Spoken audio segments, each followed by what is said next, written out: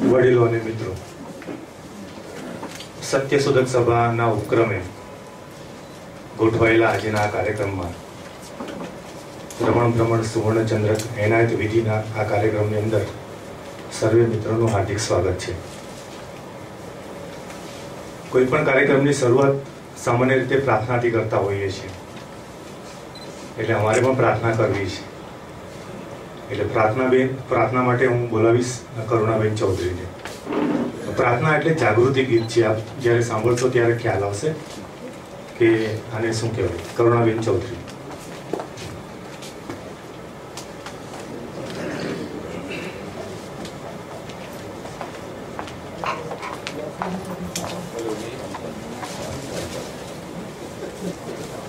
સાંભળજો સંદેશો મારો, સાંભળજો સંદેશો મારો, નાના મોટા બેન ભાઈઓજી રે, નાના મોટા બેન ભાઈઓજી રે, સાંભળજો સંદેશો મારો, સાંભળજો સંદેશો મારો.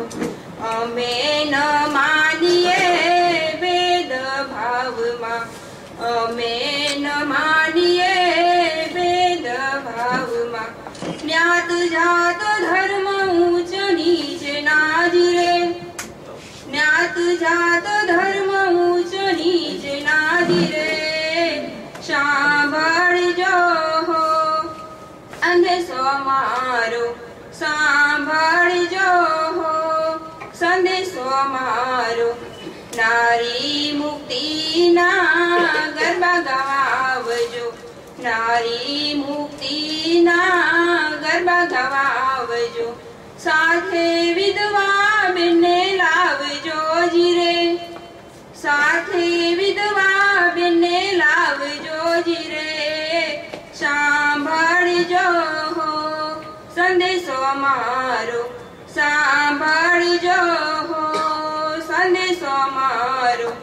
નૂતન સમાજના પાયા છે નાખવા, નૂતન સમાજના પાયા છે નાખવા, ભૂત પ્રેત ભુવાને ભગાડવા જીરે, ભૂત પ્રેત ભુવાને ભગાડવા જીરે, સાંભળજો સંદેશો મારો, સાંભળજો સંદેશો મારો, સાંભળજો સંદેશો મારો. 38 વર્ષ પૂર્વે શરૂ થયેલી સત્યશોધક સભા આજે લગભગ વટવૃક્ષ બની છે એમ કહી શકાય. બાબુભાઈ દેસાઈ અને બીએ પરીક્ષા એમના પ્રયાસના કારણે હું એવું માનું છું કે એમની સમજ, એમની સૂઝ, એમની મહેનત, એમનો પુરુષાર્થ આજે અહીંયા સુધી આપણને સૌને લઈ આવેલા છે. એટલે જે અત્યારે 5 દિવસની વિચાર ગોષ્ઠીને છેલ્લા 10 વર્ષથી ચાલતી વિચાર ગોષ્ઠી અને સુવર્ણચંદ્રક એનાયતની વિધિ છેલ્લા 15 વર્ષથી ચાલતી, એટલે એ સુવર્ણચંદ્રક છે પાછો. એટલે આ હવે એક કાફિલો બનેલો છે એવું કહી શકાય. એટલે કોઈએ કહ્યું છે કે जिनमें अकेले चलने के हौसले होते हैं, जिनमें अकेले चलने के हौसले होते हैं, उनके पीछे एक दिन काफिले होते हैं. એટલે કાફિલો જે થયો છે એની ક્રેડિટ બાબુભાઈ દેસાઈ સાહેબ અને બીએ પરીખ સાહેબને જાય છે. તો હવે હું બીએ પરીખ સાહેબને સ્વાગત પ્રવચન માટે વિનંતી કરું છું. એનાયત કરવાના આજના કાર્યક્રમમાં જેના ચંદ્રક આજે એનાયત કરવાનો છે શ્રી જયરામભાઈ દેસાઈ, એમના પત્ની શ્રી સત્યશોધક સભાના પ્રમુખ શ્રી બાબુભાઈ, વડીલ શ્રી નાનુભાઈ, અન્ય ઉપસ્થિત સત્યશોધક સભાના સમર્થકો અને જયરામભાઈના પ્રશંસકો. સત્યશોધક સભા 1978-79 અમે શરૂ કરી એ વાતને આજે 33-34 વર્ષ પુરાણ લગભગ થઈ ગયા. એક ઘટના જે બની યજ્ઞ થવાની, એ યજ્ઞનો વિરોધ કરવાના એક નિમિત્તમાંથી આ આંદોલન શરૂ થયું. એ આંદોલનને પછી કાંઈક કોન્ક્રીટ નક્કર સ્વરૂપ આપ્યું તો સત્યશોધક સભા.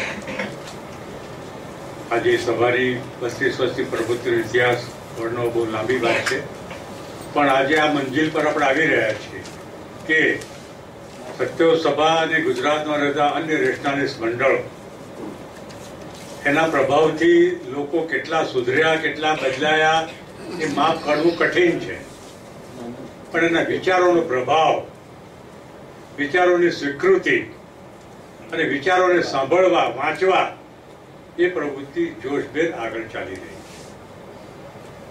ગુજરાતમાં અનેક ઠેકાણે રેશનાલિસ્ટ પ્રવૃત્તિઓ ચાલે છે.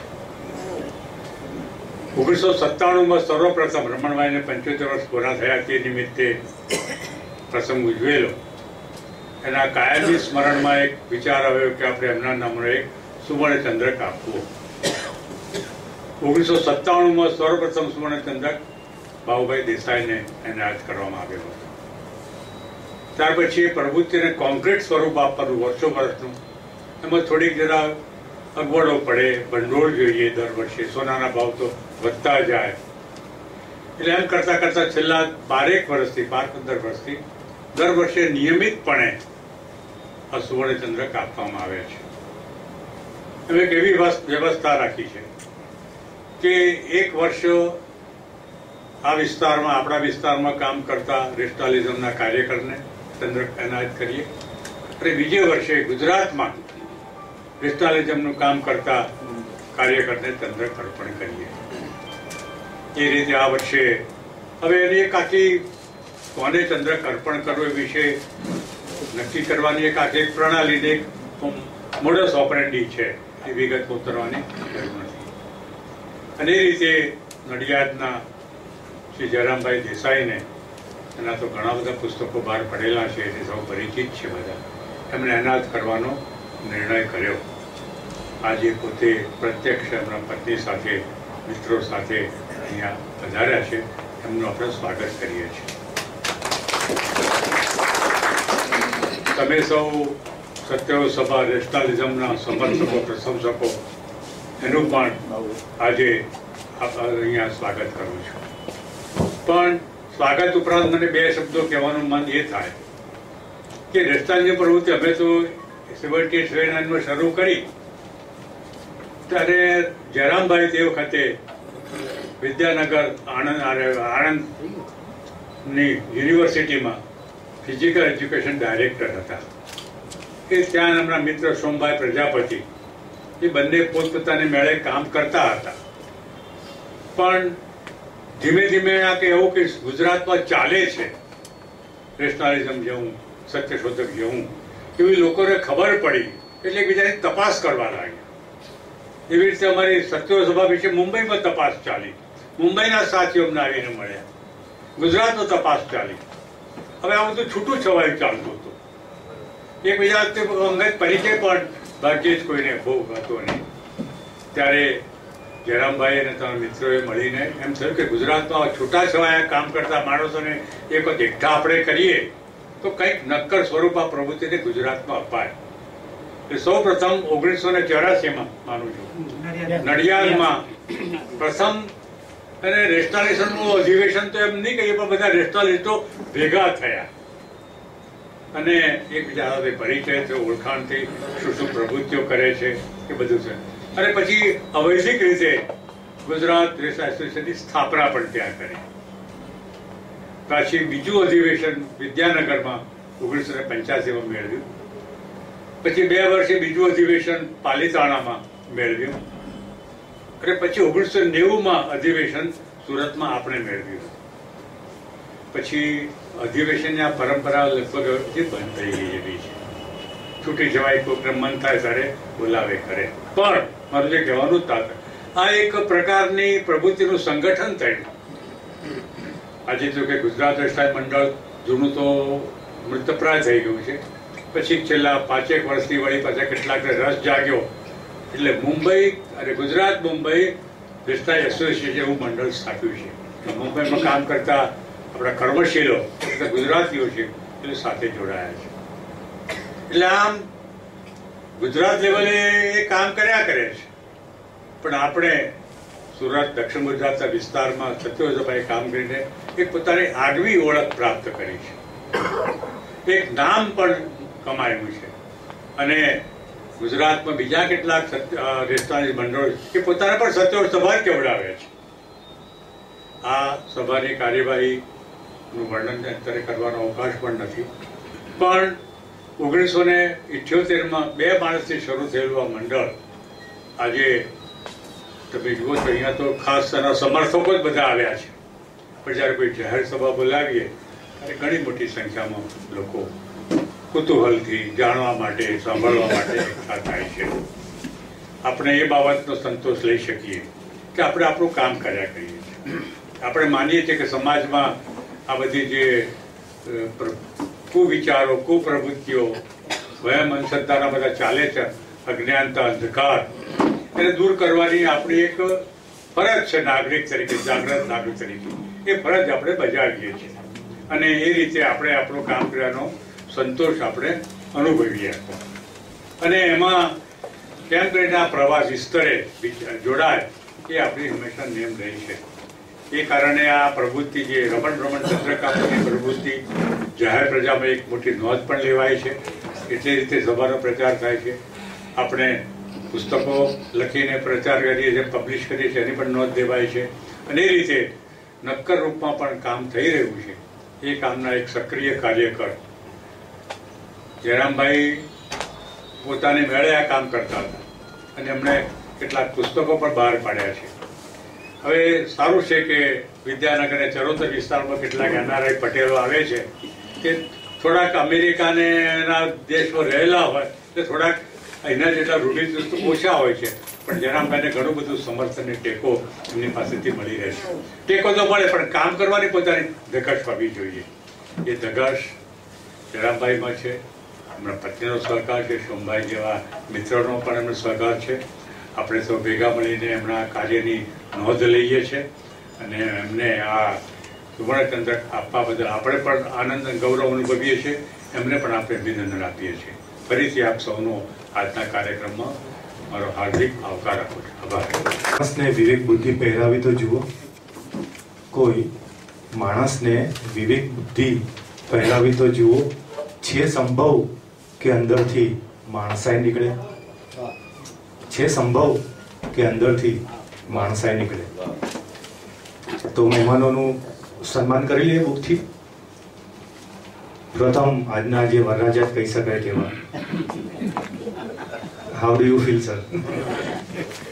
જયરામભાઈ દેસાઈ સાહેબનું સન્માન બુક આપીને કરશે બાબુભાઈ દેસાઈ સાહેબ.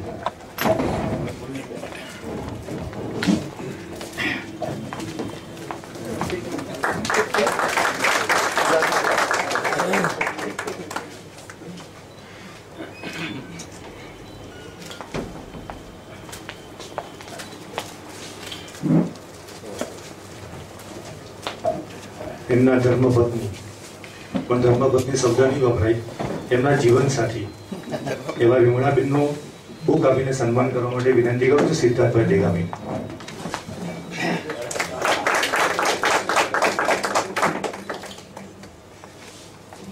સોમભાઈ પ્રજાપતિનું સન્માન કરશે સૂર્યકાંત શાહ સાહેબ.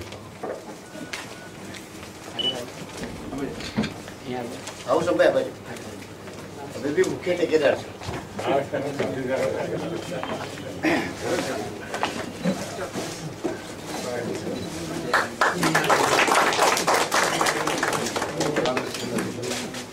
આભાર સર.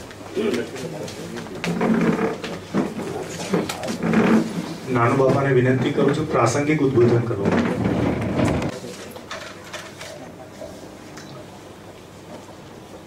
શ્રી જયરામભાઈ, બાબુભાઈ સાહેબ, એમના આપણા જીવન સાથી, આપ સૌ સત્ય શોધક સભાના સભ્યો અને પ્રચારકો બંને, આજના રમણ ભમણ ચંદ્રક વિજેતા શ્રી જયરામભાઈને મારા હાર્દિક અભિનંદન. તેઓ એક અત્યંત વિશિષ્ટ વ્યક્તિ છે વિશિષ્ટ એટલા માટે કે તેઓ જુદા જુદા હોદ્દા ભોગાવીને અનુભવ લઈ ચૂકેલા એક શિક્ષક છતાં સંનિષ્ઠ વિવેક બુદ્ધિવાદી છે. રમણ ભ્રમણ ચંદ્રક નક્કી કરનારી સમિતિએ એવા વિશિષ્ટ વિવેક બુદ્ધિવાદીને આ વખતે શોધી કાઢ્યા છે. જેના નામે આ રમણ ભ્રમણ ચંદ્રક અપાય છે તે રમણભાઈએ દાયકાઓ સુધી રમણ ભ્રમણની કોલમ માટે કેટલાયને વિવેક બુદ્ધિવાદની પ્રેરણા આપી છે. છતાં હજી આપણે ઘણી મજૂરી કાપવાની છે. જ્યારે જયરામભાઈ જેવા સક્રિય વિવેક બુદ્ધિવાદીઓની આપણને જરૂર પડ્યા જ કરવાની છે. જયરામભાઈએ પોતે પોતાની સુંદર રીતે પોતાની કેવી રીતે વિવેક બુદ્ધિવાદી બન્યા તેનો ઉલ્લેખ કર્યો છે. મારી સૌને વિનંતી છે કે થોડો સમય કાઢીને પણ આપણે એમને સીધી સાદી છતાં અત્યંત મહત્વની વાત વાંચી જઈશું તો તેમાંથી આપણને સારી એવી પ્રેરણા મળશે.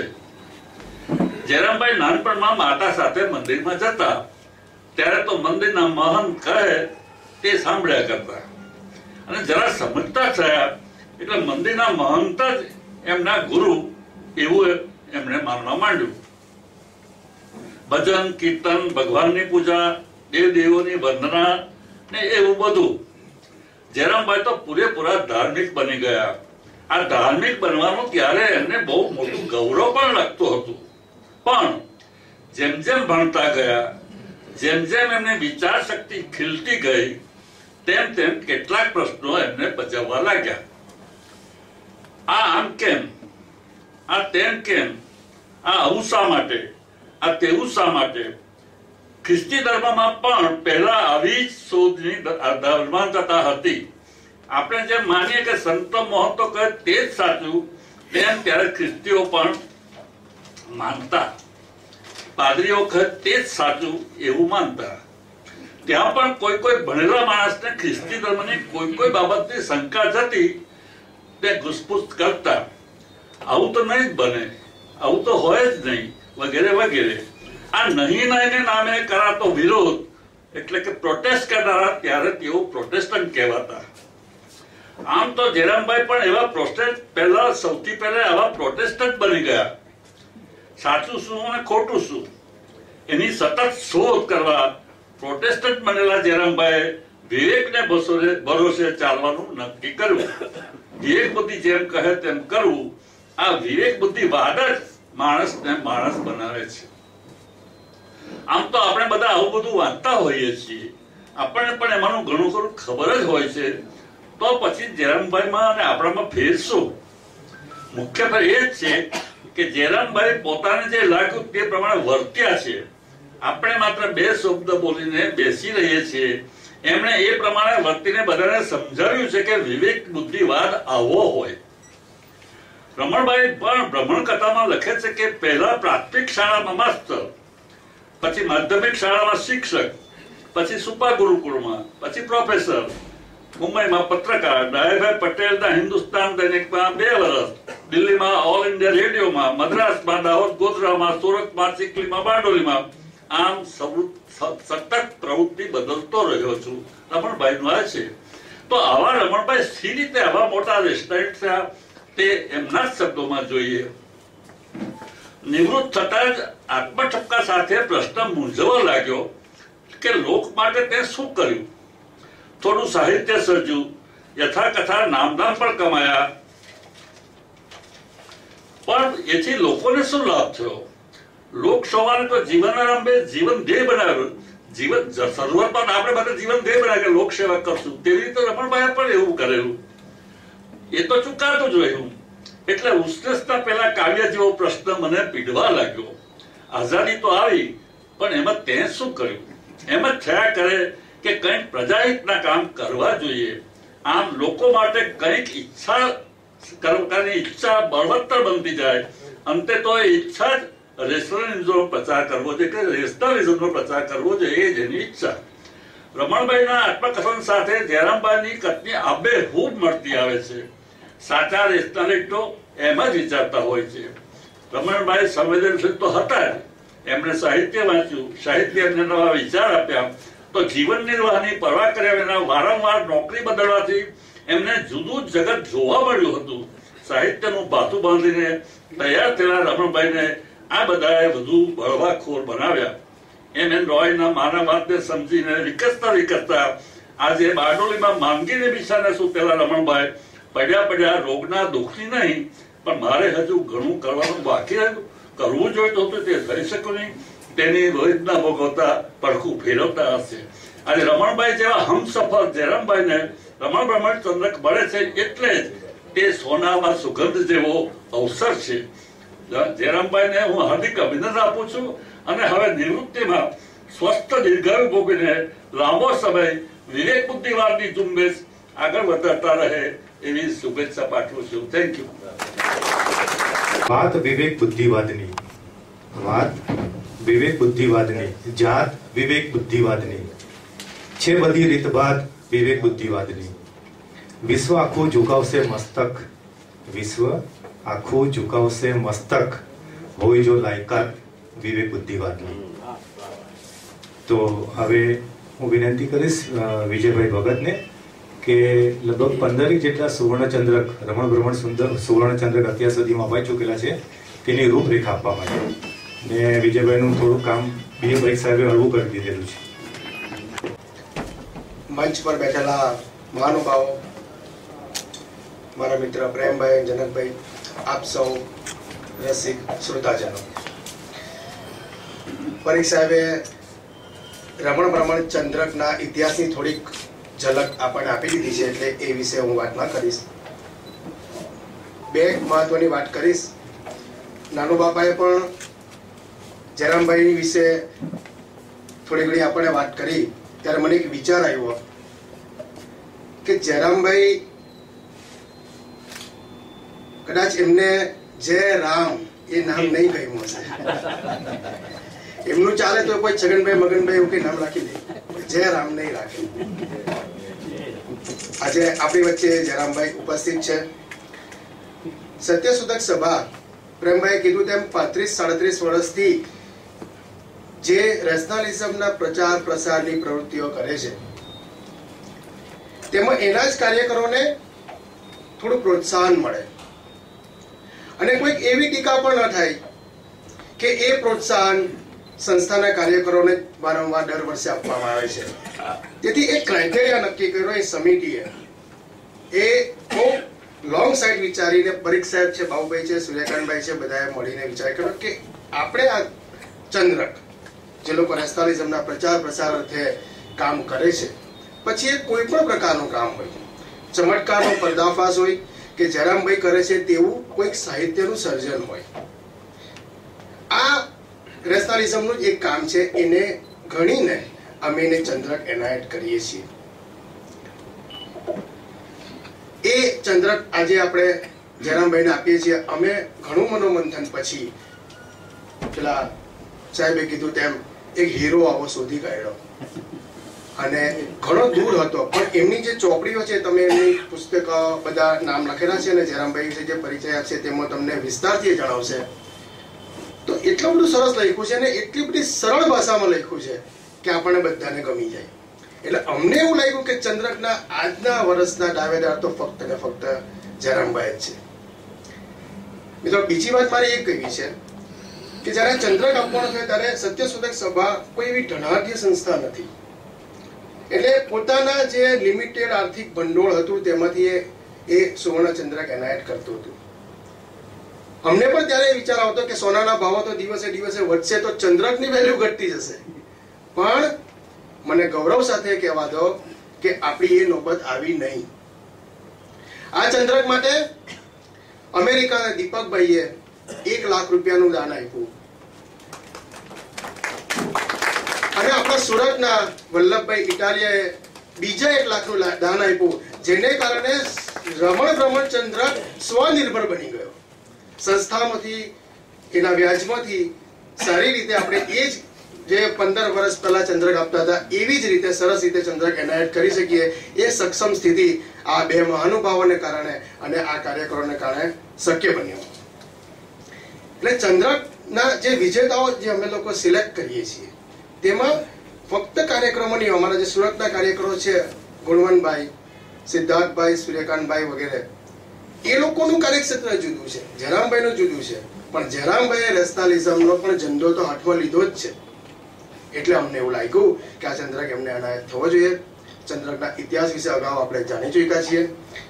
મારી એક મહત્વની એક વાત એ કેવી છે કે જે મને હમણાં જ એક લિસ્ટ મળ્યું કે આવા ચંદ્રકો દુનિયાભરમાં બહુ બધી કક્ષાએ ચાલતા હોય છે અને લેક્સ ઓફ રૂપીસ હોય છે. એમાં જાહેર પડકાર માટે થયેલા જાહેર ઇનામોની સંખ્યા તમને વાંચું તો આપણને આશ્ચર્ય થશે કે આટલા બધા ઇનામો હોય છે, પણ આજ સુધી કોઈએ ચમત્કારનો પર્દાફાશ કરીને આવા ઇનામો લીધા નથી. સત્યસ્વરક સભાનું એક ઇનામ તો આપ સૌ જાણો જ છો. ચમત્કારને જો તમે પ્રૂવ કરી શકો તો 1 લાખ રૂપિયાનું જાહેર ઇનામ છે. 1 lakh pound Asian rationalist society of great Britain Birmingham UK. 1 lakh pound કોઈ ચમત્કારને પડકારી શકે તો. 1 લાખ ડોલર જેમ્સ રેન્ડી અમેરિકાના. 1 કરોડની મિલકત સુરતના મધુભાઈ કાકડિયાના, જે ચંદ્રકના વિજેતા અગાઉ રહી ચુક્યા છે. હું એ બધાના નામ 2 મિનિટ બોલી જઈશ. 1 કરોડની મિલકત. રૂપિયા 50 લાખ રૂપિયા હ્યુમેનિસ્ટ નેશનલિસ્ટ એસોસિએશન ગોધરા. રૂપિયા 3 લાખ રૂપિયા ચતુરભાઈ ચૌહાણ વિજ્ઞાન યાત્રા સમિતિ અમદાવાદ. રૂપિયા 1 લાખ રૂપિયા એન્જિનિયર શ્રી દીપકભાઈ. રૂપિયા 1 લાખ શ્રી PM પ્રજાપતિ સત્યશોધન સમિતિ પાલનપુર. રૂપિયા 1 લાખ રૂપિયા અંધશ્રદ્ધા નિર્મૂલન સમિતિ મુંબઈ. રૂપિયા 1 લાખ રૂપિયા ચમત્કાર ચકાસણી કેન્દ્ર મુંબઈ શ્રી ડી પ્રેમાનંદ. આટલા બધા ઇનામો જો આ રીતે મળી શકતા હોય તો સત્યશોધક સભા તો એક રજિસ્ટર્ડ સંસ્થા છે. એ પણ એના કાર્યકરોને અબ્દુલભાઈ વકાનીનું એક હતું 5 લાખ રૂપિયા. 5 લાખ રૂપિયા અબ્દુલભાઈ વકાનીના પણ છે. એ આમાં લિસ્ટમાં હતા નહીં. એટલે તો સંસ્થાને પણ એવું લાગ્યું કે આટલું સરસ જો આખી દુનિયામાં કામ થતું હોય તો આ તો એક રજિસ્ટર્ડ સંસ્થા છે. તો એના કાર્યકરોને નેશનલિઝમના પ્રચાર પ્રસાર અર્થે કામ કરતા કોઈ પણ વ્યક્તિને આ ઇનામ આપીને પ્રોત્સાહિત કરવા એ આપણી એક ફરજ બની જાય. એ રીતે અમે આ કાર્યક્રમનું આયોજન કર્યું. અમે ખૂબ યોગ્ય વ્યક્તિને જયરામભાઈ ડિઝર્વ કરે છે અને એમને આજે અમને મેળવી શક્યા એ બદલ અમે ખૂબ જ હર્ષ અને આનંદની લાગણી અનુભવીએ છીએ. તેઓ નડિયાદથી એમના આખો કાફલો લઈને અહીં આવ્યા છે, એની વિશેષ અમને આનંદ છે. અને એ રીતે ચંદ્રક આ રીતે વર્ષોના વર્ષ ચાલતો રહે એવી અમારી એક હાર્દિક નેમ છે. આ ચંદ્રક 1997 પરીખ સાહેબે કીધું તેમ શરૂ થયો ડોક્ટર બાબુભાઈ દેસાઈથી. ત્યાર પછી અબ્દુલભાઈ વકાની, સિદ્ધાર્થભાઈ દેગામી, ચતુરભાઈ ચૌહાણ, સૂર્યકાંતભાઈ શાહ, અશ્વિનભાઈ કારિયા, NV ચાવડા, ગુલાબ બેડા, મધુભાઈ કાકડિયા, ઇન્દુભાઈ જાની, વલ્લભભાઈ ઇટાલિયા, મુકુંદભાઈ સિંધવ, ગુણવંતભાઈ ચૌધરી, JP મહેતા, ઉત્તમ પરમાર અને આજના આપણે જેમને પોંખવાના છે એ જયરામભાઈ દેસાઈ. તો હાંકી કાઢે છે. ચડી આવે કદી ભૂખ્યો તો હાંકી કાઢે છે. નથી કાંઈ પેટ જેવું, નથી કાંઈ પેટ જેવું અન્નકૂટ એને જમાડે છે. મૂર્તિને નથી કાંઈ પેટ જેવું અન્નકૂટ એને જમાડે છે. કરાવે છે મકાનો ખાલી મંદિર બાંધવા માટે. કરાવે છે મકાનો ખાલી મંદિર બાંધવા માટે. અહીં માનવને મારી લોક ઈશ્વરને જીવાડે છે. સાહેબ આ પંક્તિ ખબર છે કોણે લખી છે? ત્યાં કોઈ રેશનાલિસ્ટે નથી લખી. આ પંક્તિ અમૃત ઘાયલ નામના શાયરે લખેલી છે. અમૃત ઘાયલ છે. આ વીણી લાવેલો છું, શોધી લાવેલો છું. પેલી નજરે તો એમ લાગે કોઈ રેશનાલિસ્ટે લખેલી હશે, તો અમૃત ઘાયલ સાહેબે લખેલી છે. કોઈ પણ રેશનાલિસ્ટ આમ જોવા જઈએ તો કોઈ પણ ફર્નિચરનું ભૂતકાળ શું હોય તો કે વૃક્ષ. કોઈ પણ ફર્નિચરનું ભૂતકાળ તો વૃક્ષ. તેવી રીતે કોઈ પણ રેશનાલિસ્ટનો ભૂતકાળ શું હોય તો કે ભાઈ આસ્તિકતા અને ધાર્મિકતા. આસ્તિકતા અને ધાર્મિકતા. તેવી જ રીતે કેટલાક વૃક્ષ એવા હોય છે ગઠ્ઠા જેવા કે જેમાંથી ફર્નિચર નથી બનતું. કેટલાક વૃક્ષ એવા હોય છે, પણ એવા જ એક વૃક્ષમાંથી ફર્નિચર બનેલું છે. એવા જ એક વૃક્ષમાંથી ફર્નિચર બનેલું છે અને એ ફર્નિચર નું નામ છે આજે જયરામભાઈ દેસાઈ. આ હું એટલા માટે કહું છું કે એમને જે ધાર્મિક પ્રોસિજરમાંથી પસાર થયા છે, જે વાતાવરણમાંથી આવેલા છે, ત્યાંથી રેશનાલિસ્ટ બનવું ઘણું અઘરું હતું. ધાર્મિક પ્રક્રિયામાં, ધાર્મિક વાતાવરણમાં ગળા ડૂબ એવા જયરામભાઈ દેસાઈ આજે જયારે રેશનાલિસ્ટ બનેલા છે. એટલે પેલા વૃક્ષની વાત કરું છું તો એમનો પરિચય આપવા માટે હું સિદ્ધાર્થભાઈ ડેગામીને વિનંતી કરું છું. સિદ્ધાર્થભાઈ ડેગામી. સુવર્ણચંદ્ર અર્પણ સમારોહના આજના જે વરરાજા જેમ હમણાં નવાજ્યા તેવા પ્રેમભાઈ તેને ડૉક્ટર જયરામભાઈ દેસાઈ, એમના જીવન પત્ની સાથે રહેલા વિમળાબેન, સત્યશોધક સભાના પેટર્ન અને અમારા બધાના રાહબર એવા ડૉક્ટર બી એ પરીખ સાહેબ, સત્યશોધક સભાના પ્રમુખ ભાઉભાઈ દેસાઈ સાહેબ, સત્યશોધક સભા જેવા વિચારસરણી અને આપણને સૌને આવા કાર્યક્રમમાં પ્રોત્સાહન આપતા એવા નાનુ બાપા, અહીંયા બે બાપા અમારા કાયમ સાથે જ હોય છે, જનકભાઈ, પ્રેમભાઈ, વડીલો અને મિત્રો. આમ તો તમે સૌ વાચક મિત્રો છો, જયરામભાઈના પુસ્તકો વાંચ્યા છે, એટલે એમનો પરિચય આપવો મારા માટે બહુ નવું નહીં, કેમ કે પુસ્તક વાંચતા જ તમને ખ્યાલ આવે કે આ માણસે અંધશ્રદ્ધા નિવારણ માટે કેટલું કામ કર્યું છે. પણ એમના માટે આજે બે શબ્દો મેં જોયા ગયા, 3 શબ્દ છે: કર્મવીર, ક્રાંતિવીર અને રમતવીર. એમાં એક ખાસ એક પાસું જે અહીંયા નથી ઉપસાવ્યું તેવું પાછું છે એમનું રમતવીર. એટલે આમ તો જેને કહેવાય કે શારીરિક શિક્ષણમાં બહુ ઓછા લોકો એવા હોય છે કે જે પીએચડીની ડિગ્રી ધરાવે. ગુજરાતમાં એમને જ્યારે પીએચડીની ડિગ્રી પ્રાપ્ત કરી એવો પ્રથમ ગુજરાતી જયરામભાઈ દેસાઈ છે કે તેમને પીએચડી ડિગ્રી શારીરિક શિક્ષણમાં મેળવી છે. તેવા જયરામભાઈને વધારે પરિચય આપું તો હમણાં તો તેઓ આમ તો નિવૃત્ત થયા છે. સરદાર પટેલ યુનિવર્સિટી વલ્લભ વિદ્યાનગરના ડાયરેક્ટર તરીકે નિમાયા પછી તેઓ નિવૃત્ત થયા પછી પણ એમની જે આ શારીરિક શિક્ષણની પ્રવૃત્તિઓ બંધ નથી કરી. એમનું ઘર જ એમના ઘરનું નામ આપ્યું છે, તમને જાણીને નવાઈ લાગશે કે આ રમતવીર માણસ બાસ્કેટબોલના, એટલે બાસ્કેટબોલનું નામ આપ્યું છે. એટલું જ નહીં, એમનો જાણે પરિવાર જ આખો જ એવો હોય કે જે આખા રમત ગમતની બધી જ રમતોની સાથે સંકળાય. એમની 3 દીકરીઓ. આમ તો જેનું નામ આપ્યા છે, પહેલી દીકરીનું નામ એમને આપ્યું બાસ્કેટિકા, એનું નિમિક્ષા આમ તો નામ એનું, પણ એને બાસ્કેટિકા આપ્યું છે. બીજી દીકરી જિમ્નાસ્ટિકા અને ત્રીજી દીકરી એથ્લેટિકા. આમ જાણે પોતે રમતના એટલા બધા બ્લડમાં માણસના જેમ હોય ને તેવી રીતે એના પોતાના પરિવારને બધાને જાણે આ રમત ગમતની સાથે એમને સાંકળી દીધા છે.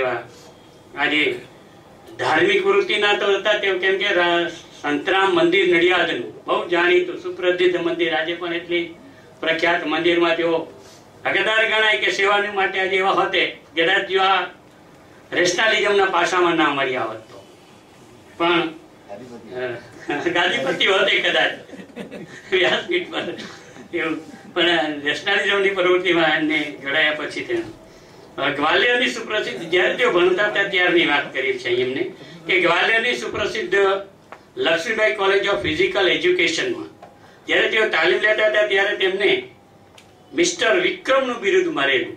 કેમ કે એનું જ્યારે પુસ્તક વાંચ્યું ત્યારે આ થોડાક શબ્દો મને એમાંથી મળ્યા છે.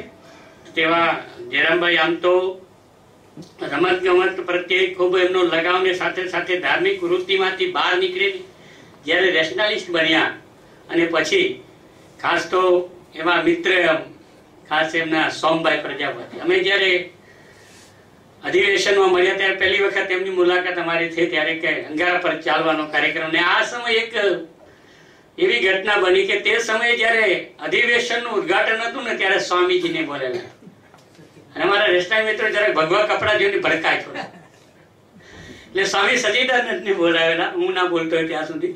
અને એ સ્વામી સચિદાનંદને કેટલી વખત કેટલાક મિત્રો અમારા વિરોધ પણ કર્યો, પણ એમને જે ભાષા બોલ્યા અને જે વાત કરી, કોઈ પણ વ્યક્તિ જો એમને સાંભળે તો એમ ના કે આ કોઈ સાધુનું કે સ્વામીનું કે કોઈ વક્તવ્ય છે. એ સારા માણસો હોય છે, એવું નથી કે ભગવાદારીમાં કેટલાક અવાજ બધા હોતા હોય છે.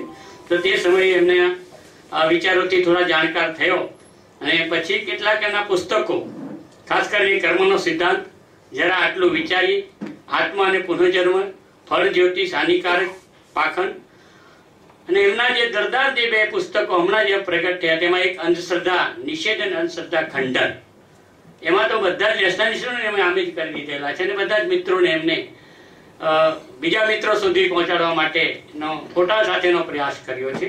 બહુ સુંદર પુસ્તકો એમના છે.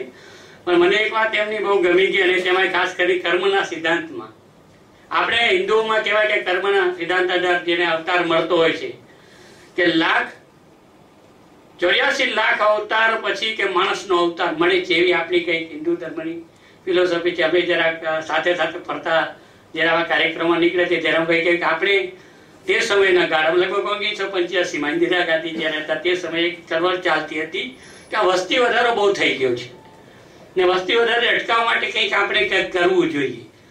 તો તે સમયે ખાસ કરીને આપણે શસ્ત્ર નિકલમાં પુરુષોને નસબંધીનો કાર્યક્રમ ચાલતો હતો પણ માણસો સમજતા નહોતા. એટલે જરાભાઈ એક સરસ મજાનો ટૂચકો ત્યારે મૂક્યો એમ કે આ માણસો સમજતા નથી કે છેલ્લા માણસના અવતાર પહેલા છેલ્લો અવતાર કયો તો કે કૂતરાનો. તો કૂતરાને ખસી કરી નાખો તો માણસ જન્મે જ નહીં. આવી રમૂજી વાતો સરસ મજાના એવો અને માર્મિક અને આમ કહી તો વક્ર દ્રષ્ટિએ બહુ સરસ મજાની એવો વાતો કરે છે. કર્મના સિદ્ધાંતની વાતની અંદર કેટલીક વાતો કરી છે. ભાઈ એમના પુસ્તકમાં એક વાત એવી મૂકી છે કે ભાઈ જરા ધૃતરાષ્ટ્રને વાત છે કે યુદ્ધ થયા પછી એના 100 પુત્ર મરી ગયા એટલે એને થયું કે મેં એવા કયા પાપ કર્યા છે કે મારા 100 પુત્ર એક સાથે મરી ગયા. એને કૃષ્ણને પૂછ્યું તો કે કૃષ્ણ એને પાછલા જન્મ એટલે પુનઃજન્મ પહેલા જન્મમાં લઈ જાય છે કે જો તું કોણ હતો તો કે એક પારધી હતો.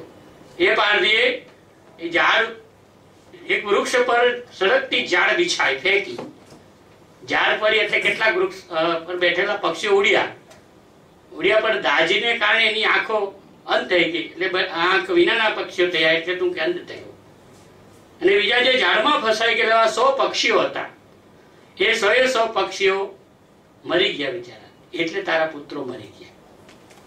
હવે અહીંયા દલીલ એ વાત અત્યારે કેટલા બધા પક્ષીઓની માણસો હત્યા કરતા હોય તો તેને 100 પુત્રો જન્મે છે ખરા? કર્મના સિદ્ધાંત પ્રમાણે ચાલીએ છે. તો આવી કેટલીક દલીલો એમને એ કરી છે. સાથે સાથે ઘણી બધી વાતો એમને રેસ્ટાલિઝમને લગતી હોય તો આત્મા પરમાત્મા પુનઃજન્મ પૂર્વજન્મ ફળ જ્યોતિષ કુંડલી કર્મનો સિદ્ધાંત ભૂત પ્રેત દોરા ધાગા મંત્ર તંત્ર ઈશ્વર સર્ગ નર ચમત્કારો દેવ દેવીઓ પ્રાર્થના પૂજા અર્ચના યજ્ઞ 84 લાખ અવતારની વાત અને કથા સપ્તાહ અને પાપ પુણ્યની વાતો કેટલીક એમના આ પુસ્તકોમાં એમને કરી છે. જયરામભાઈ આમ તો મધુભાઈની જેમ પર્દાફાશ કાર્યક્રમો પણ કેટલાક જઈ છે અમારી સાથે આવી કરે. અમે જયરામભાઈને કહ્યું કે જયારે દશામાં મીનાવાડામાં પ્રગટ થયા તો દશામાં પ્રગટ થયા ત્યારે જયરામભાઈ સોમભાઈ પ્રજાપતિ એવા બંને મિત્રો સોમભાઈ અને જયરામભાઈ પ્રજાપતિ વર્ષો પહેલા મેં જયારે જોયું ને એમાં કોઈ તિરાડ નથી પડી. મસ્તથી આ બંને મિત્રો એટલું સરસ કામ કરે છે. એક નાની એવી તે સમયે વહેમ શ્રદ્ધા નિવારણ કેન્દ્ર વલભીનગરમાં અને ખાસ કરીને પોસ્ટ ઓફિસનું જે ક્વાર્ટરો હતા તેમાં એમને શરૂ કરેલા હતા તે સમયે. મને યાદ છે બરાબર આજે વર્ષો પહેલાની વાત. ત્યારે ખાસ કરીને એટલું કહી શકે સમાજમાં અંધશ્રદ્ધા વહેમોનો સાગર ઘૂઘવાટા મારી રહ્યો હોય તે સમયે આ અંધશ્રદ્ધા નિવારણનું એક નાનું સાગરમાંથી ઉલેચવાનું એક ટીપીનું કામ જયરામભાઈ અને સોમભાઈ કરી રહ્યા છે અમારી જેમ સત્ય સુધક સભાની જેમ આણંદ વિસ્તારની અંદર અને બધા વિદ્યાનગરની અંદર. નડિયાદમાં એમના ઘેરે જાઓ થોડોક પરિચય જયરામભાઈને તો આપ્યા પણ મારે થોડોક વિમળાબેનનો પણ આપવો છે.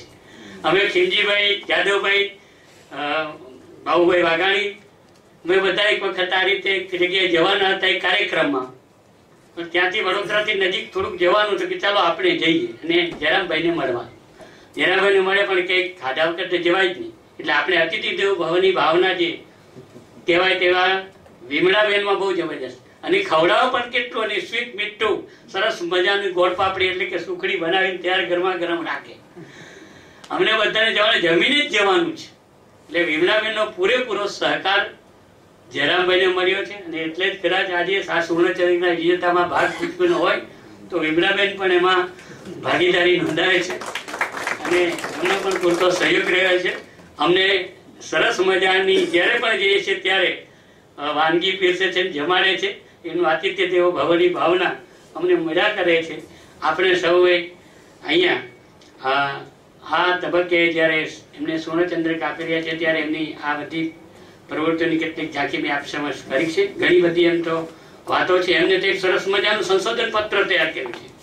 20 મુદ્દા જેટલા મુદ્દા નોંધીને જેટલા લોકો પાસે જઈ ને રેશનાલિઝમની વાતોને વળી કરતા એક સરસ મજાની પ્રશ્નાવલી તૈયાર કે ફોર્મ ભરવાનું બધું પૂછે કે આમાં માને છે એમાં નથી. જેમાં 20 મુદ્દા આજે વાંચવાનો સમય નથી એટલે વાંચતો નથી. તમારે જરૂરિયાત હોય તો આમાંથી ઝેરોક્ષ કરી અને પીએચડી થવા માટે નહીં પણ સપના ધરાવતા કોઈ વિદ્યાર્થી હોય તો આ પ્રશ્નાવલી અમને કામ લાગી શકે છે. મારો વિષય હતો, હું જ્યારે એમએડમાં હતો ત્યારે આ પ્રકારનો જ વિષય હેમચંદાને લગતો. એમાં કદાચ આ મને પહેલા પ્રશ્નો મળ્યા હોત તો કદાચ એમાં હું આવે કરી શક્યો હતો. ફરી મને એમનો પરિચય આપવાની તક મળી. આભાર. જો કે અમારો એક સિલસિલો એવો પણ છે કે જ્યારે પણ જેને રમણ ચંદ્રક મળે છે ત્યારે પત્ની સાથે જેને ડાયસ પર બેસાડતા હોય છે વ્યક્તિને. કારણ કે પેલું કહે ને કે behind every successfully man there is woman. એટલે પત્નીના સહકાર વગર અહીંયા સુધી ના પહોંચી શકાય. એટલે અમારો એક પ્રોટોકોલ બનાવેલો છે.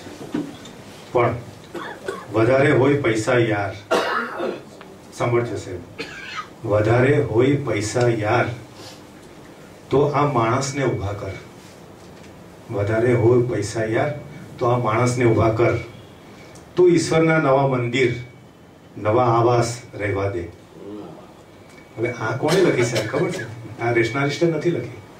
આના કવિ છે હિતેન આનંદપરા.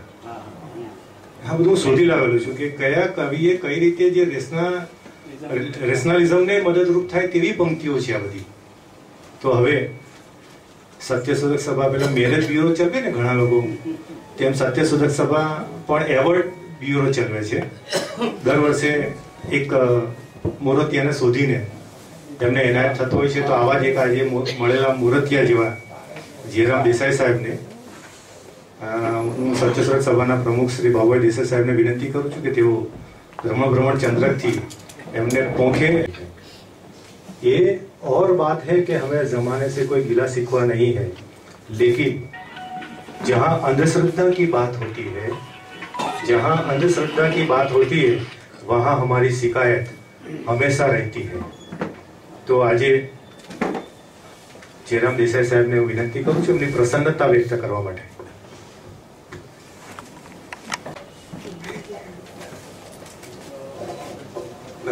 સત્યશોધક સભાના પ્રેસિડેન્ટ બાબુભાઈ, અમારા વડીલ નાનુભાઈ નાયક, બીજા વડીલ છે ડૉક્ટર BA પરીખ, એ બહુ મારા જૂના મિત્રો અને વડીલો પણ હતા.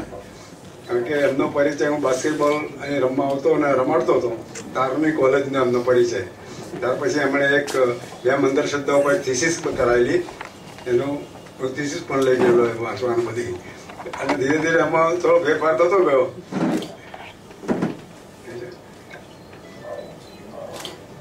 તો સૌ પ્રથમ તો સત્યશોધક સભાએ જે સુવર્ણચંદ્રક આપવાની વિધિ કરી કે જેમાં મને આખી કમિટીએ પસંદ કર્યા હોય છે. તો સૌ પ્રથમ પહેલો સત્યશોધક સભાનો અને એની કારોબારી સમિતિનો આભારી છું. બીજો એક તો રમણભાઈને તો યાદ કરવા પડે. કોઈ પણ કાર્યક્રમ હોય રેશનાલિઝમનો તો રમણભાઈ ના હોય તો ના ચાલે. એટલે એ કાર્યક્રમ અમને તો યાદ કરવા જ છે. રમણભાઈનો આ પાછળ એવો હેતુ હતો કે પાયાના રેશનાલિસ્ટો હોય ત્યાંથી માંડીને આવું બિરદાવતા નવા સુધીના લઈ જવા એવો હેતુ કંઈ હતો. એટલે તે વખતે જૂનેથી માંડીને કારણ કે પાયાના માણસો અત્યારે ખબર નથી ક્યાં ગયા છે, કેટલાક નથી, એટલે કેટલાક આવતા નથી પણ એવું થાય છે. તે લોકોને ફરી ભેગા પ્રયત્ન કરીએ છીએ અમે કે કરવા છે. તો આવા લોકોને ચંદ્રકો મળે તે બહુ મેં બહુ જ્યારે મને કહ્યું હું તો લાકડામાં જવાનું તો મારે નોકરી નથી કરી કર્યું તાર ના કહે તમારી સમિતિ નક્કી કેટલું આવવું પડશે. કારણ કે નવાને આપીએ તો જરા પ્રોત્સાહિત રહે કામ કરે જેટલું જોયેલું. આ રીતે મને વિદાયો એ બદલ સૌથી આભાર બધા. હવે થાય છે શું કે કેટલાક વડીલ મિત્રો છે જૂથ બધા, એ એમ સમજે છે કે ડૉક્ટર કુંવર જે ગુજરાતમાં આવીને ચમત્કારને પડદાફાશનું ભૂત વળગાડી ગયા છે, એ ભૂત કાઢવા માટે રેશનાલિસ્ટોએ વિવેક બુદ્ધિથી વિચાર કરવો જોઈએ, એવું કેટલાક વડીલો માને છે. મારું માનવું એવું છે કે ચમત્કારનો પર્દાફાશ ના થોત તો ગુજરાતમાં રેશનાલિઝમ પ્રવૃત્તિ બહુ થઈ ના હોત આટલી વખતે.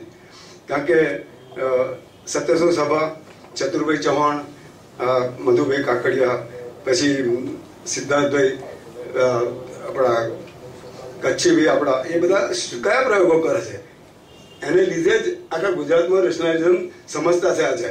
બાકી રેશનાલિઝમની પ્રવૃત્તિ જે જૂના લોકો કેટલા વર્ષોથી કરતા હતા, રાવજી કાકા વર્ષથી કરતા હતા, પણ એક ટકોય ફેરફાર કરી શક્યા નથી. આજે 80% લોકો એમ સમજે છે કે રેશનાલિઝમ એટલે નાસ્તિક, એથી આગળ કશું સમજ નથી એની. ત્યારે જે સમજ લોકોમાં છે, જે કોન્સેપ્ટ લોકોમાં છે, એ કેવી રીતે કાઢવો એ બહુ મહત્વનું છે. કે આજે લોકોને સ્વર્ગ નર્કનો કોન્સેપ્ટ છે, સ્વર્ગમાં જવાનું, નર્કમાં પાપ પુણ્યનો કોન્સેપ્ટ છે, કર્મા સિદ્ધાંતનો કોન્સેપ્ટ છે, એ રીતે ચમત્કારનો કોન્સેપ્ટ, આ બધા કોન્સેપ્ટ ભરેલા છે. હવે એને કાઢવા છે તો એ લોકોની ધાર્મિક શ્રદ્ધા તોડવી પડશે, એમાં છૂટકો જ નહીં. અને ધાર્મિક શ્રદ્ધા તોડવી હશે તો ધાર્મિક પુસ્તકો વાંચવા પડશે રેશનાલિસ્ટોએ. અને એમાં અનસાયન્ટિફિક જે પ્રસંગો હોય, ચમત્કારી પ્રસંગો, એને જુદા તારવીને એને માટે લેખો લખવા પડશે કે ભાઈ જનરલ પબ્લિકને ખબર પડે કે આ કોન્સેપ્ટ ખોટો છે અને આ સાચો છે. રેશનલ સમાજ એનો ગોલ આપણે નક્કી કર્યો કે આ સમાજ રેશનલ બને, પણ રેશનલ સમાજના ગોલને એચીવ કરવા માટે નાના મોટા ગોલ પહેલાં એચીવ કરવા પડે. તો આજે સ્વર્ગનર્કનો કોન્સેપ્ટ હોવાને કારણે દેશમાં 10 કરોડ માણસ મફત ખાય છે, 80 લાખ આશ્રમ છે. હવે એમાં 4-4, 5-5 માણસ ગણીએ તો 4 કરોડ થયા. પછી જૈન સાધુઓ જુદા, નાગડા જુદા, ભિખારી જુદા, એમ 10 કરોડ માણસ મફત ખાય છે. આજે 5 રૂપિયા રોજના ગણીએ તો કેટલા કરોડ થયા? અને એક વર્ષના 360 દિવસ આખી ઇકોનોમી ઇન્ડિયાની નીચે જતી રહે. કારણ કે લોકોને સ્વર્ગમાં જવું છે એટલે પુણ્યદાન કરી મફત ખવડે. એ લોકો બિલકુલ ઉપયોગી નથી સમાજને, કોઈ બી જગ્યાએ કશામાં સમાજમાં ઉપયોગી નથી. તે છતાં આપણે એમને ખવડાવીએ છીએ, કમાઈએ આપણે અને ખવડાવીએ છીએ એમને. તો આ રીતે જો આ કોન્સેપ્ટ નીકળી જાય તો ચોક્કસ એમ કે નહીં તો એ લોકોને બેસાડી નીકળો અને લશ્કરમાં તાલીમ આપો અને બોર્ડર પર લઈ જાઓ. બાવળા થઈને ખાવાનું નથી એમ કે લશ્કરી તાલીમ લો અને જ્યારે લશ્કરી જરૂર પડે ત્યારે આગળ જાઓ. તો આ એમને મફત ખવડાવવાની વાત જે આ છે એને લીધે બહુ મુશ્કેલ છે. પાપ પુણ્યને લીધે પંડાઓ કમાય છે, નદીઓ ગંગા જમના બધે નાવા જાય છે, લોકો જાત્રાઓ આવી જાય છે. સાથી કે ત્યાં જેટલા પાપ કર્યા એ પેલી ગંગામાં નહીં એટલે ધોવાઈ જાય, એવું આપણને કોન્સેપ્ટ આપેલો છે. એટલે આપણે દર વર્ષે જે આખું વર્ષ પાપ કરવાનું એટલે પછી ધોઈ આવવાના, એટલે પાપ મટી જાય. એટલે આવા બધા કોન્સેપ્ટને જો દૂર કરવામાં આવે ને, એટલે રેશનાલિસ્ટ મિત્રોને તો કહું છું કે આ રીતે એને ટચ કરો. ના કે એક સામાન્ય દાખલો આપું કે ભાઈ સીતા જ્યારે જંગલમાં જતી ત્યારે ચૂની હરખી નથી રાખી, વલકલ પહેરીને ગયેલી. તો જ્યારે રાવણ ઉપાડી ગયો ત્યારે જણસો વેરી ગઈ હતી, જણસો પડી હતી. તો જણસો ક્યાંથી લાવી? એટલે તુલસીદાસે એક ક્ષેપક ઉમેરીને કોકને જોડી દીધું, જે વચ્ચે ઉમેર્યા એક ક્ષેપક કે એ તો વાલીને પૂંછડી હોય ને વાલીને વહુને પૂંછડી ના હોય. આ તો એક વાનર જાતિ હતી, ભીલ જાતિ, એને આ લોકોએ વાંદરા બનાવી દે કે મોડું ભેસ એવું એટલે બધા વાંદરા બનાવી દે. એટલે મહાભારતમાં એવું હોય છે કે ભાઈ આપણે વેગ આપણે જાણતા નથી કે મારું મૃત્યુ ક્યારે છે, એટલે આપણે વેગ ચાલે છે. કૃષ્ણને એમ કહેવાય છે કે જાણતો હતો કે અભિમન્યુના છે એનું મોત છે, એટલે અભિમન્યુને મરાવી નાખ્યો એને, એટલે એનું મોત ઠેલી ગયું પાછું. હવે મને ખબર હોય કે 321 મારુતિની નીચે મારું મોત છે, મને બારેને પૈસા આપી દઉં તો મારું મોત ઠેલી જાય ને, પણ મને ખબર નથી. એટલે આ કેટલાક પ્રસંગો એવા મૂકેલા છે કે જે પોસિબલ. આજે આપણે કહ્યું ને કે આખું ટીવીનું હતું કે પેલો સંજય ખે બધું અને જોઈ શકે, પણ એને સંજય દ્રષ્ટિએથી સંજય કૌન નતા, એટલે સોંપેલું વાત કરતો હતો. એટલે સંજય કૌન નતા એને, સંજય દ્રષ્ટિ હતી. એટલે આવી બધી વાતો એમાં ધાર્મિક પુસ્તકોમાં લાવવી પડે. એટલે એ જો તમે જુદી તારવી અને એના વિશે લેખો લખો, એના વિશે ચોપડીઓ લખો તો લોકોને ધીરે ધીરે આખો કોન્સેપ્ટ બદલાતો જાય. અને આખું કોન્સેપ્ટ બદલાશે એટલે ઓટોમેટિક માનવવાદ ને બધું આવશે. અને માનવવાદ આવશે એટલે એની જોડે જોડે પેલી ધાર્મિક એ હટી જતી છે, પછી પેલા કોમી રમખાણો હટી છે, આદિવાસીઓનો પ્રસંગ પૂરો થઈ જશે. કારણ કે શું થાય કે આપણે અત્યારે માનવ નથી માનતા એટલા માટે આ બધું ઊંચ નીચ જાત આપતું, પણ એકવાર બધો માનવ થઈ જાય માનશે તો આ બધું કશું જરૂર નહીં પડે. એક તો કેટલીક વખત એવું થાય છે કે બહુ કડક લોકો ઈશ્વરની વાત પહેલી મૂકશે. હું ના કહું છું ઈશ્વરની વાત ના મૂકી, કારણ કે હજુ 90% લોકો ઈશ્વરમાં માને છે. એટલે તમે ઈશ્વરની વાત મૂકો એટલે તમારી વાત જ ના સાંભળે, જતા રહે. તો આ બધા કોન્સેપ્ટ દૂર થાય ને ઓટોમેટિક ઈશ્વર જતો રહેશે. એની મેરે કાઢવો નહીં પડે, એના માટે સ્પેશિયલ મહેનત નહીં કરવી પડે, પણ આ બધા કોન્સેપ્ટ જતા રહેશે મગજમાંથી એટલે ઈશ્વર એની મેરે જતો રહેશે કશું કર્યા વગર. એટલે પહેલામાં પહેલી ઈશ્વરની વાત ના કરી છે. એટલે આ હું ખાસ એટલા માટે કહું છું કે ચમત્કારનો જે પર્દાફાશ છે ને એનાથી જ આગળ વધશે. બાકી તમે માનવ વાત કરો કે ભૌતિક વાત કરો કશો એનો ફાયદો નહીં થાય. એટલે પહેલું તમારે આ જોવું પડશે કે આપણે આ કોન્સેપ્ટ કેવી રીતે મિટાવાય, એના માટે વિચારણા થાય. એના માટે અમે તો કહીએ કે જૂના લોકો જે ખસી ગયા છે અહીંથી એ લોકોને પાછા બોલાવો અને પાછા બોલે એમની સાથે વિચાર વિનિમય કરો અને ફરી કેવી રીતે અને આ પ્રવૃત્તિને આગળ લેવી એની પર આ જોવું જોઈએ. અને મેં કહ્યું એમ બધા કોન્સેપ્ટ દૂર થાય એ બહુ મહત્વનું છે. બાકી તમે ગમે એટલી મહેનત કરો, ગમે એટલા રેશનલિઝમના કેટલા બધા પુસ્તક લખ્યા, કેટલી બધા કેમ થયા, આજે રેશનલિઝમ કોઈ સમજતું નથી. પણ જ્યારે માનવવાદ થઈ જશે ઓટોમેટિક રેશનલિઝમ સમજશે અને બધી પછી છે, પછી એને સમજાવવાની જરૂર નહીં પડે. એટલે મૂળ વસ્તુ આ છે કે દરેકના મનમાં જે કોન્સેપ્ટ છે એને કાઢવા પ્રયત્ન કરો કોઈ બી રીતે. અને એ મેં કહ્યું કે કાઢવા છે ધાર્મિક પુસ્તક વાંચવા જ પડશે આપણે. અને એના પ્રસંગો કાઢીને એ પ્રસંગ એમની સામે કહીએ કે આવું બને. કેમ કે આપણે કે રાવણ કેમ ખરાબ, સીતાને ઉપાડી ગયો, સીતાને ઉપાડી ગયો એટલે ખરાબ થઈ ગયો આખો. કારણ કે એને એ તો મોટો લંકેશ હતો, એની છે દેવો ગુલામ હતા, ગ્રહો ગુલામ હતા. અને એવો માણસની બહેનના નાક કાન કાપી લો તો શું કરે? એ તો એકલી સીતા ઉપર હું તો આખું ઘર ઉપાડી લઉં. એટલે કે આટલો મોટો લંકેશ હોય અને એની બહેનના નાક કાન કપાય અને ભગવાન જેવા ભગવાનને જે કહે છે ભગવાન કહેવાય એ કાપે. એ જમાનામાં સ્ત્રીનું કેટલું બધું અપમાન કહેવાય. આજે બી કોઈ ખરાબ સ્ત્રી હોય તો નાક કાન નથી કાપતા. કોઈ કિસ્સો મને છે કે જ્યારે તે જમાનામાં નાક કાન કાપે. એટલે બેની કમ્પેરિઝન કરે કે રાવણ ક્યારેય જુઠ્ઠું નથી બોલ્યો, ત્યારે રામ જુઠ્ઠું બોલેલા કે મારો કોઈ પહેરેલો નથી જાય એની પાસે. ભગવાન જેવા ભગવાન જુઠ્ઠું બોલ્યા છે. રાવણે દરેકને છાતી સામે માર્યા છે અને સંતાઈ મારેલા બારીને. એટલે આ બધું પેલા લોકોના મનમાં ઠસાવવું પડશે. આ બધું ખોટું છે. તમે જે માનતા માનો છો એ નથી. આવું કોઈ સ્વર્ગ નથી કે આ શરીર ભરી ગયું પછી કશું થવાનું નથી. કારણ કે આત્માને તો કશું થતું નથી. આપણા શ્લોકમાં છે નિંદન સિંજનથી સત્રને કે એનો નથી કપ બારાતો નથી, કપાતો નથી. તો કોના પછી શિક્ષા થાય છે? કોના પસરાવો જુએ છે? એની જે અધૂરી ઈચ્છા હોય ને એમ કે પછી આવતા જન્મ પૂરી થશે એ હિસાબે આ બધું ચલાવી રાખે. તો મારી આટલી ખાસિયત છે કે આ કોન્સેપ્ટનું વિચારજો આપણા રેશનલિસ્ટો અને એ મિટાવે એવો પ્રયત્ન કરજો.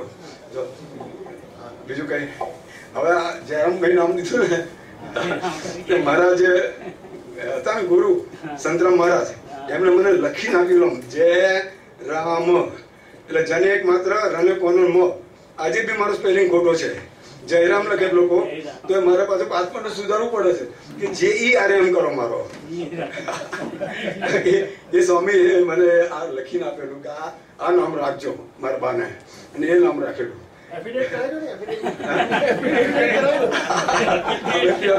તો પૂરું થવાનું. એટલે આ રીતે એમણે લખી આપ્યો.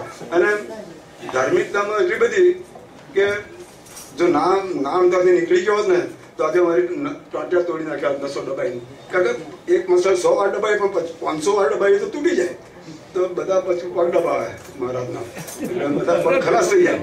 હાર પહેરાવે તો કીડીઓ ચડેલી હોય હારમાં પુલમાં તો પછી વલું વલું કહું ગાડીએ બેઠો એટલે છટકવા આમાં તો ચાલશે નહીં. આમાં ધીરે ધીરે મેં આખો આર્ટિકલ આપે કે કેવી રીતે નથી છટકી ગયો.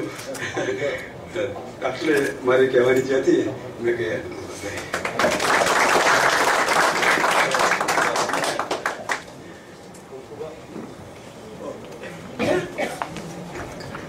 ખૂબ ખૂબ આભાર દેસાઈ સાહેબ. તમે રામાયણની વાત કરી એટલે મને અત્યારે યાદ આવ્યું કે રામે જે વાલીનો વધ કરેલો એ જગતનું પહેલું ફેક એન્કાઉન્ટર. અને દ્વારકામાં જયારે યાદવા સ્થળી થઈ ને ત્યારે જે દારૂબંધી નખાય ને એ જગતની પહેલી દારૂબંધી જે ગુજરાતમાં હજુ ચાલુ છે. માણસાઈને બાદ કરે માણસમાંથી, માણસાઈને બાદ કરે માણસમાંથી, એ ધર્મને બાદ કરી દો આ દુનિયામાંથી, એ ધર્મને બાદ કરી દો આ દુનિયામાંથી. મૃગજળની માયા છોડીને જળ સુધી જવું છે. અમને જે છેતરે છે એ છળ સુધી જવું છે. સદીઓના આ વજનને ફેંકીને કાંધ પરથી, સદીઓના આ વજનને ફેંકીને કાંધ પરથી જે હાથમાં છે મારા એ પળ સુધી જવું છે. તો બહુ ફ્રી છો તો આવી જાઓ. શ્રીમતી વિમળાબેન, ડૉક્ટર બી.એ. પરીખ સાહેબ, ધનુબાપા અને સૌ મિત્રો, આજે ખરેખર અમને સત્યશોધક સભાને શ્રી જયરામભાઈને આ સુવર્ણ ચંદ્રક અર્પણ કરતા ખરેખર ખૂબ આનંદ થાય છે. તેઓ સતત આવું જે કંઈ પણ લેખન કાર્ય કરે છે તેઓ કરતા રહે અને સમાજમાં જાગૃતિનો સંદેશો ફેલાવતા રહે એવી અમારી શુભેચ્છા વ્યક્ત કરું છું. મિત્રો, એવું કહેવાય છે કે રેશનાલિસ્ટોને લાગણી સાથે કોઈ સંબંધ નથી હોતો, પણ આજે હું અહીંયા આવ્યો ત્યારથી મને એમ થાય છે કે આજે રમણભાઈ નથી.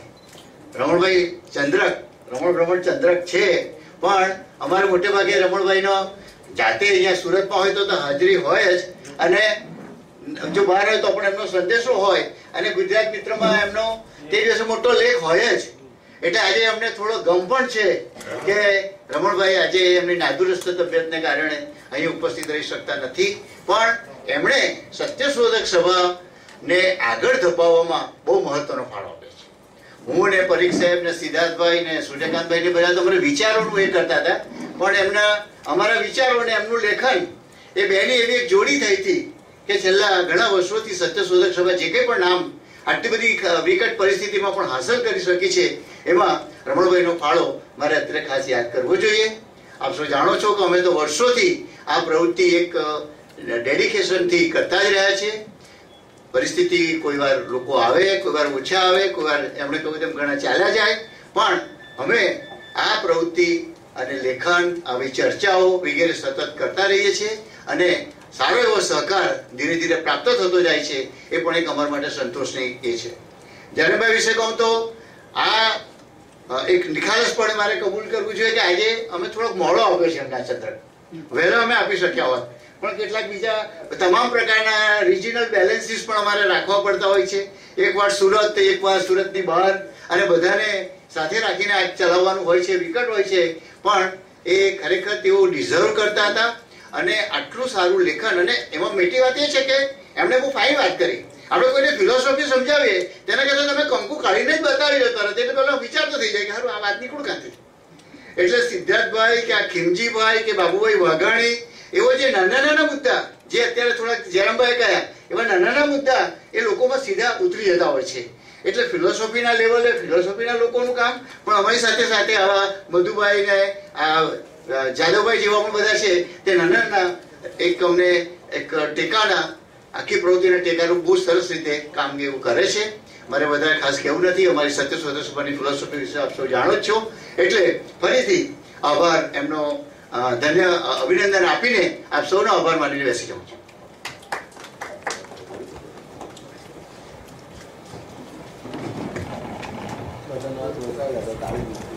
આભાર બહુ. મિત્રો, ધર્મએ માણસના બટવારા તો કર્યા જ કર્યા.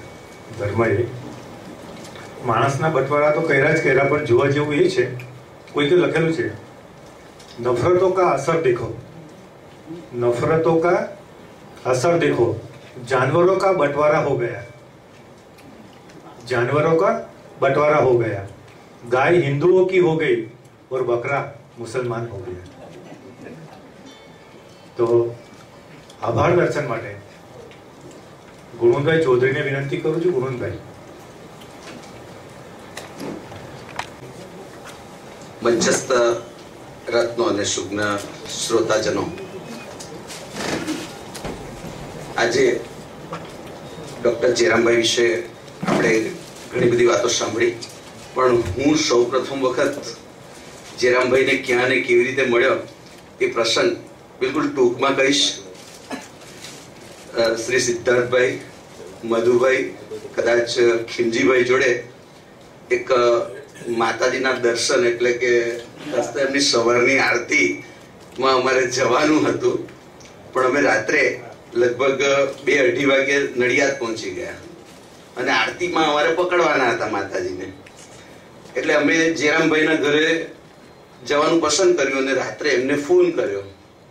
2:30 વાગ્યાના સમયે જ્યારે કોઈકના ઘરે જઈએ એટલે કદાચ મારી એવી કલ્પના હતી કે નાઇટ ડ્રેસમાં હશે, કંટાળેલા હશે અને કદાચ એક રૂમ અમને આપશે અને આરામ કરીને પછી સવારે આપણે વહેલા નીકળીશું. પણ થયું ઉલટું. બિલકુલ ઇન્સર્ટ કરીને તૈયાર થઈને જેરામભાઈ અમને દરવાજો ખોલે છે અને અમને એમ હતું કે હવે 5 મિનિટ પછી 15 મિનિટ પછી આપણે આરામ કરીશું, કારણ કે પ્રવાસ કરેલો હતો અમે. પણ એમણે તેમ ન થવા દીધું અને વાતો અને હાસ્ય એટલું બધું રેલાવ્યું કે સવાર થઈ ગઈ અને અમે માતાજીની આરતીમાં કદાચ લેટ પડ્યા. તો ખૂબ રમૂજની સાથે ખૂબ ગંભીર પ્રવૃત્તિ તેઓ કરી રહ્યા છે.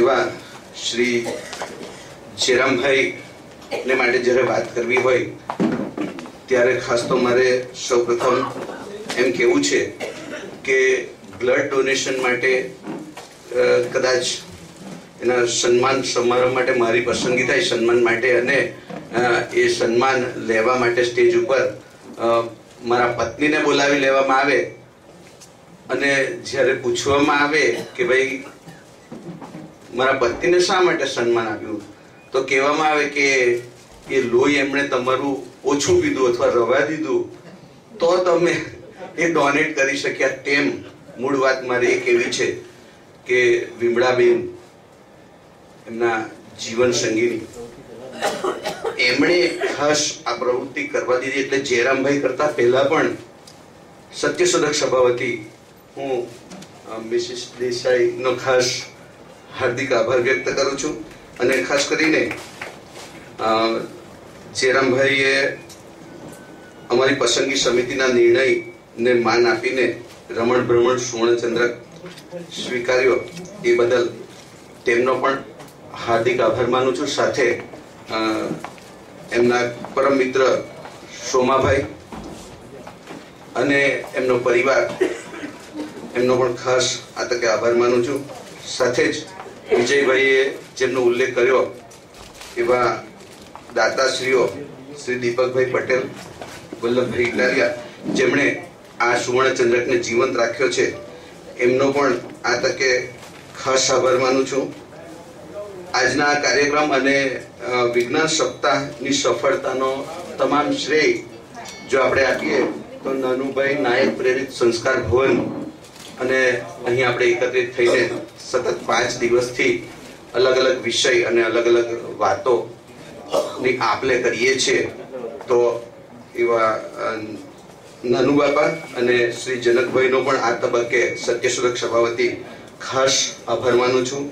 5 દિવસ અલગ અલગ વિષય ઉપર જ્ઞાનસભર વક્તવ્ય આપનાર સૌ વક્તાઓનો અને સર્વ નિરુપદ્રવી શ્રોતાઓનો આભાર માનું છું. એટલા માટે કહું છું કે વર્ગ પ્રેમી નહીં પરંતુ કેલેન્ડર પ્રેમી શિક્ષકના શિક્ષણથી લઈને સમાજ સુધી અને ડાર્વિન થી શરૂ કરીને વેન્ટિલેશન સુધીના ચિંતકો અહીંયા રહ્યા છે, તો એમનો પણ આભાર માનું છું.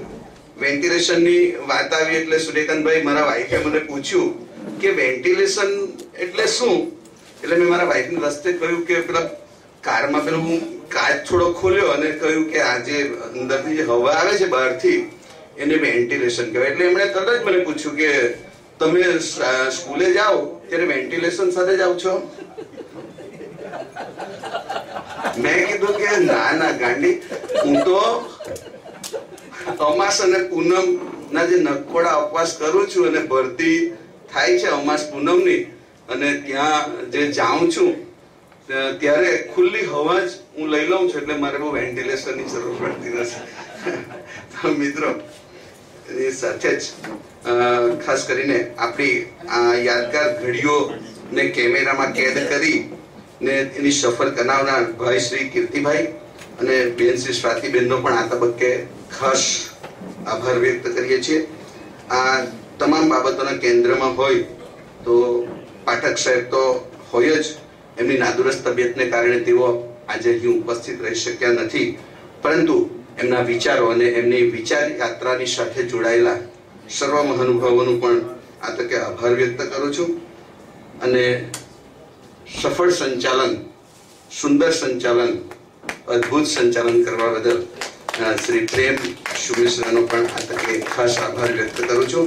અને આ તમામ દિવસોના તમામ કાર્યક્રમની સફળતામાં સહયોગ આપનાર નામી અનામી સર્વનો આભાર માનીને વિરમું છું. મિત્રો, બધા જ ઘડિયાળના કાંટા તરફ જોઈ રહ્યા છે, એટલે મને ખબર છે કે સમય આમ તો ખૂબ પીડા આપનારો હોય અને એટલા માટે ઘડિયાળની અંદર કાંટા હોય અને આપણે પૂછીએ છીએ કે કેટલા વાગ્યા. હવે વધારે ના વાગે એટલા માટે પૂરું કરું છું. આભાર.